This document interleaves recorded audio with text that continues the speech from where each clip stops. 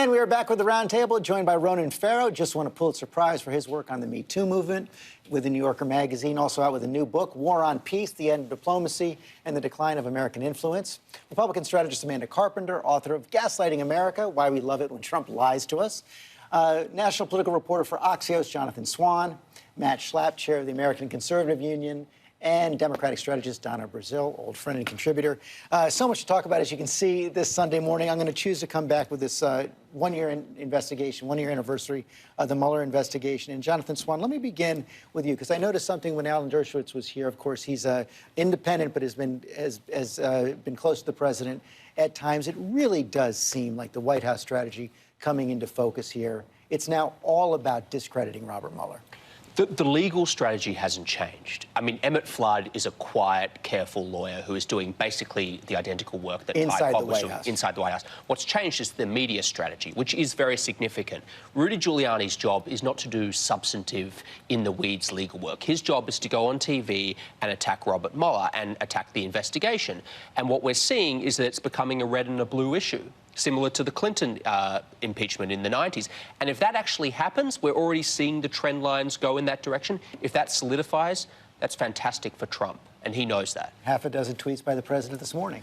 Yes, George. But look, 17 indictments, 5 convictions. This investigation has proven more results than previous investigations over a similar period of time. If you go back to Whitewater, Watergate, even the Teapot Dome in the 1820s under President Harding, we've learned more in 1 year than we have learned in previous investigations, and we haven't really gotten to the crux of what really happened in 2016. I hope the Republicans back off of what I call disparaging Mr. Mueller and his investigation so that we can learn everything, every little detail, so we can prevent it from happening again. And Ronan Farrow, you reminded us this week that it's not just the Mueller investigation right now. You've got the Southern District of New York looking at Michael Cohen, and the idea that some financial records may at least be restricted now, not in the public domain. That's exactly right. And what we know from the single suspicious activity report, as you know, a kind of document filed by a bank when they see anything that looks like fraud or money laundering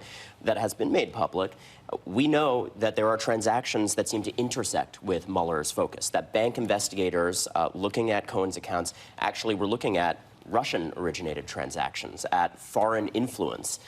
There seemed to be a lot of transactions with foreign entities that had some kind of vested interest in the outcome of this last election. And Amanda, you've written a bit about this. Are Republicans now consolidating around the Trump point of view on this, as Jonathan suggested? Yes, the idea that this is the biggest witch hunt since Watergate has definitely caught on. But spoiler alert, there was a witch found in Watergate. It was the president. And the thing that should worry Republicans now, the revelations this week shown by Michael Cohen and also Donald Trump Jr.'s transcripts released by the Senate Intelligence Committee, is that there were absolutely no firewalls between the Trump organization, the Trump campaign, and even the Trump White House. And Donald Trump has tried to draw a bright line between the Trump organization and the campaign. But if he never did during the campaign and during his presidency, how can Robert Mueller? He can't. And if nothing else, Matt Schlapp, we do know how wide-ranging this investigation is. Because you know why? There's really no confines on it.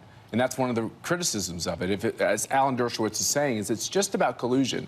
Then I think the American people want to know the answer, George. I'll tell you, if they find evidence of collusion, of vast amounts of money coordinating with the Trump campaign, that's a big problem. But what do we have? We have less than $1 million spent on Facebook and Google advertisements, half of which happened after the election. And I'll tell you the other thing. Look at the polls. If this is such a problem, I think the American people are fair. They were fair on Whitewater. When an investigation is not about the purpose of the investigation, sometimes they cry foul, which is why Donald Trump's poll numbers are so much stronger. The generic ballot for Republicans is now just a 4-point differential. And look at the right track, wrong track. Just 2 years ago, there was a 30-point differential with Americans believing that the country was on the wrong track by 30 points. That's down to 13 points. Everything in this country demonstrates that if it's not collusion, they actually don't want to hear about it. And that leads to something that some may see as ironic, but it's the Republicans who appear to want to talk about this investigation during the campaign more than the Democrats. In the White House, certainly. I think if you look at Democratic leadership, it's very clear Nancy Pelosi does not believe that running on impeachment is the right strategy. In fact, a lot of Democratic leaders believe all it will do is energize the Republican base, who, frankly, the biggest worry in Washington at the moment among Republican leaders is that their base is too apathetic, they won't turn up to vote, and if you use the impeachment word, if you really press that rod, that's the thing that's going to get them off the couch. So if you're just talking about the politics of this, it's very clear why Democrats aren't really making this the centerpiece of 2018. You know, I think what we're seeing is also the walls coming down between all of these separate investigations, people like Cohen and the president himself. So the political resonance of these narratives about corruption is only going to increase. We saw just in this past week, obviously, the financial disclosures from the president admitting that he was repaying Cohen in some of these cases for some of these transactions. And that's going to lead to a question that, of course, we saw during the 2016 presidential campaign. At what point does Robert Mueller have to put everything on hold as we head into the midterm elections, Donna? Well, look, I would hope that by Labor Day, when the last primary is held sometime during that period, that the investigation is able to enter its last phase. But you have to follow the evidence. Senate Chair Mr. Burr said that things are wrapping up with the Senate investigation. But look, my concern, George, is that the Russians tried to meddle in our election database. Finally, the Department of Homeland Security is working with state and local governments to basically strengthen our electoral system. We have a lot of problems that needs to be addressed. And while the president is spending his Sunday morning telling us that this is a witch hunt, he's not spending enough time making sure that the American people will have some faith in their democratic government. We know what Russia did in the election, and it's repugnant. And we know they've done it for several elections. And what we actually need to do, you know, when we had the problem with Iran-Contra, Ronald Reagan said, we're going to have a Tower Commission. It's going to be bipartisan. It was made up of 3 eminent people, and they gave us answers. And if that leads to criminal prosecution, great, it should. But what we got to know is what happened. And that's what we're losing in all this. It's all of this. It's this cavalcade of other crimes, crimes previous to running for the president, crimes ancillary to running for the president. The American people are fair. That's not what this was all about. It was about treason, and if there's no treason, they're not going to hold them accountable. But let's hold fair enough. Robert Mueller is not done yet. He's a year in. I think one of the problems here is that Donald Trump has a strong PR machine giving his side of the story out, and the Department of Justice and the investigators do not. What is the clear thread? They shouldn't be. No, but it's an unfair fight at this point in time, and for regular people to keep track of all these stories, it's very difficult. But the thing that it does keep returning to, that we know there were repeated overtures by the Russians to members of the Trump campaign offering assistance. Trump campaign members opened the door to that. They appeared receptive. Donald Trump, without a doubt, used the Russian hacked material on the campaign trail. And in those discussions, the Russians kept bringing up sanctions. And we know that Donald Trump was very resistant to imposing sanctions. That's what we know. That is the storyline of the investigation. But unfortunately, they don't have people out there explaining that clearly. And that was the unfair fight of 2016. This isn't just about the election itself.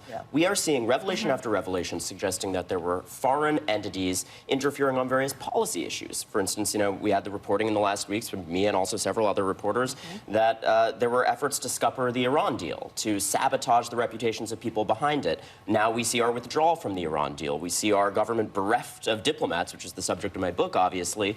So I'm self-interested in pointing it out, but I would point out that that is going to be a big issue going into the election. I just want to say one thing. I don't think it required George Nader, who, by the way, I was the first to report, to convince Trump to get out of the Iran deal. He was the emissary. Look at the New York Times revelation in the last few days about Israeli social media manipulation.